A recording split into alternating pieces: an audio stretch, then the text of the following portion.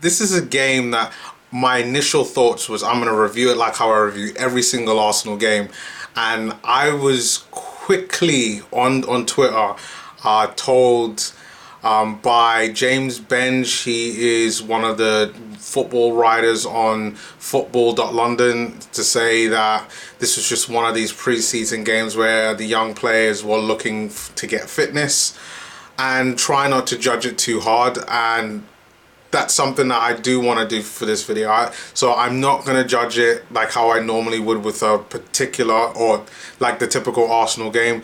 So I thought, let me just tell you about my thoughts on the game and who I thought were kind of the standout players. So I thought there were really 4 standout players, and I couldn't really go any further than that. Now, Arsenal and the Steve Bowles side rotated quite a lot. Like I said, it's a preseason game where everybody's just in and out, lots of substitutions, a lot more from the Arsenal side rather than from Boreham Wood, just mainly because of the fact, one thing I didn't know is that Boreham Wood are a side that they're particularly small squad, and they don't have that many players to be rotating a lot. So it was one of those games where the 13, 14, 15 players that they really kind of played with, including substitutions, those are the players that they had. That's all that they really had, and I commend them for that. But this was a game where, you know, Boreham Wood started off really well, got up 2-0 up relatively quick, and managed to get 3 goals before Arsenal really started to wake up within the game. And you know what, for seasoned vets, I thought that they played really well. You could tell that they played with passion, a little bit of determination, and I think they did a good account for themselves, especially when looking at the result, which ended 3-3, compared to what happened last year, where I think the score was like something ridiculous, like 8-1, especially when the first team were involved. So really big shout out to Boreham Wood. But on the Arsenal side, I didn't think that we started very well. It took us a while to really get in the game, and I know that a lot of those players are between the ages of about 17 to about 20, and you could kind of tell that within the first 45 minutes of the game. Now, the second 45 minutes of the game was completely different. We had more substitutions within that game. Some of the more better players were able to show their face. The likes of John-Jules and Xavier Ameche, I thought, were the standout players. For me, number 1 has to go to John-Jules.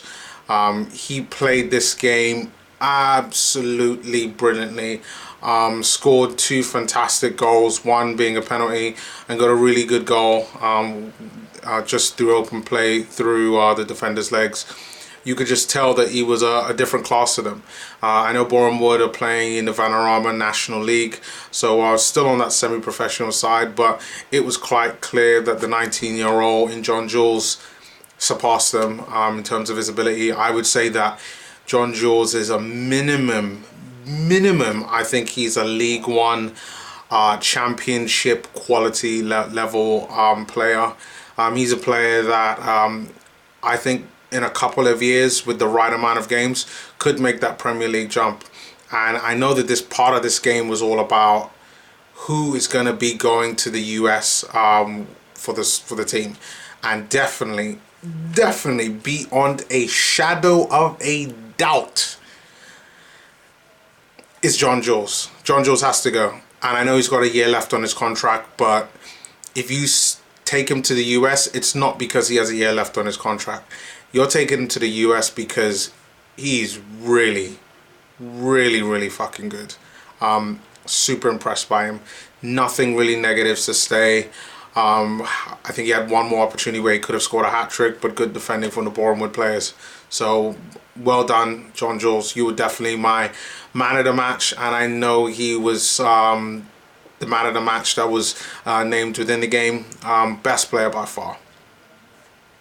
Second player I thought was our kind of second best was definitely Xavier Ameche. I think that his performance within the game. Like, he came on in the second half to bring some energy, some lift, and that's exactly what he did.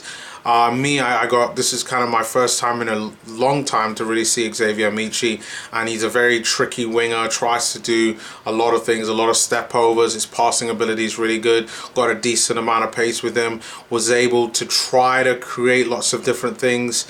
I'm not sure, and I know this, again, this is a preseason game, and I do have a certain lens that I tend to look when I'm watching Arsenal players, is that, you know, I want more, and from him I thought he was good, but I still want more. I want to see more. I'm intrigued to find out more. I think his speed, his first touch, his dribbling ability, he was able to beat 1, 2, 3 players at a time.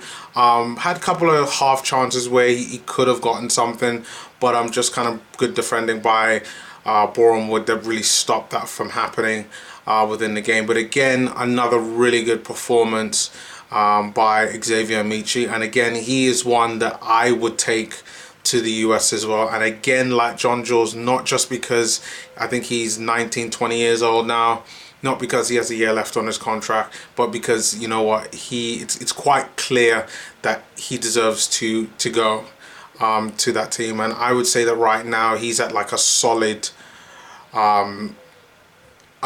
League One level. I think he could make the Premier League level in a couple of years with the right amount of games. So definitely Xavier Ameche is one to watch out for. Third good player that I thought really had a good performance in this game, a player who, to be honest, I'd never seen play before, never heard of him.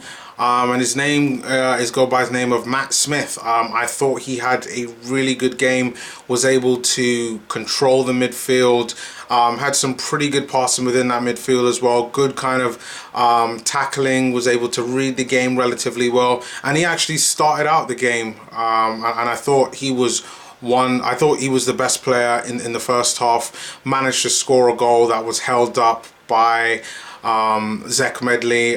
Zach Medley putting him through onto goal, and you know, he finished the goal really calmly. Thought that he had a pretty decent game. Again, he's a central midfield player slash kind of defensive midfielder as well, and I thought when watching him, he reminded me a lot of like a cross between Wilshere and Ramsey, just by the way how he moved. He was not only able to operate within central midfield, but he was also pretty decent driving forward as well. So who knows how his role is going to develop within the future within the Arsenal setup.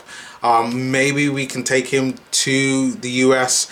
However, I do feel that just because we have a lot of central midfield players already, maybe now isn't exactly the right time, unless we have the likes of Callum Chambers and El Nene and maybe even Christian Bielik be sold within the next few days, which is all completely unlikely. That's the only way that I really see. Like, it would have to be 2 or 3 of those players that would have to go, where it's like, you know what, we need a few more numbers, so we're going to take Matt Smith along with us. That's the only way I see that happening. So I think possibly for Matt Smith, let's see how he is in another year. But I know that James Benge online, he was saying that he was one to really look out for within the future, and I completely agree with this. He is definitely a player for the future, and I think he has a really bright future at Arsenal as well. And finally, my fourth kind of best player within this whole game had to have been Sam Greenwood. Even though he wasn't able to score, he's a player that really impressed me just through his work rate. I thought his work rate was really good. The fact that he was always chasing down the ball, even though he didn't manage to have a goal and influence play that much, his work rate for getting across the pitch, I thought, was instrumental in the way how we really played that game. We were able to play the game a lot on the front foot. He was able to chase down a lot of balls, track back. I thought he was kind of the ideal player that any team could really use, especially within that midfield. If you're looking someone to link the midfield with the attack, For me, he's that type of player. Now, I know Sam Greenwood is a striker and is quite a prolific striker. However, I would not be surprised if in the future he's brought back into more of a number 10 position where he could influence games further back. Just through his work rate alone, I think he is definitely an all-rounder. Reminds me similar to... who could I compare him to? Only player that really comes to mind, I guess, is maybe like a Danny Well. Sorry, no, not really Danny Well, but Iosi Perez would be probably the closest player. Iosi Perez plays as like a number 10 attacking midfield. Also can play as like a central striker and can play out wide. Really good work rate.